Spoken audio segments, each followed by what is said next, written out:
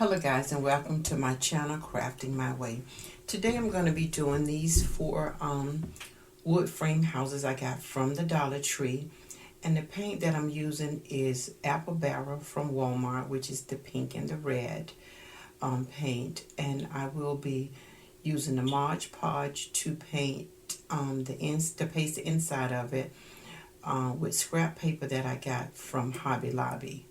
And right here I'm just going to do, I think I'm doing 3 that's in pink and 1 I'm going to do red, and just put a little bow or whatever to the top of it. Something quick that you can just add to your Valentine Day decor.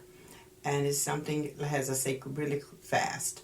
So thank you guys for tuning in. And if this is your first time and you're not a subscriber, I would love if you do so, to subscribe to my channel, Crafting My Way. And I hope everyone is having a wonderful day today. I'm from Florida, so it's a little cool for us. It's in the 50s, and I know some guys are used to temperatures lower than that, but that's what we have, and it's beautiful today. So right here, I'm just going to paint it Mod Podge and use the scrap paper. As I said, something just fairly quick and simple. And I've had these wood frame little houses in my stash for quite a while. I didn't know really what I wanted to do with them, so I decided I would just Mod Podge the inside with some scrap paper that I got a scrapbook from Hobby Lobby, and they had it on clearance that particular time. I can't remember really what I paid for it.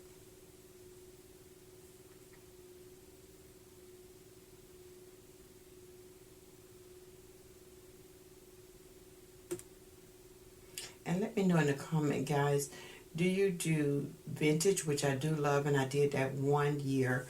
I just did all vintage themes for my Valentine Day, or do you switch it up and stick to, you know, what we would call the traditional colors of pink and white, red, or whatever? Just let me know, what are you doing as far as your Valentine decor this year.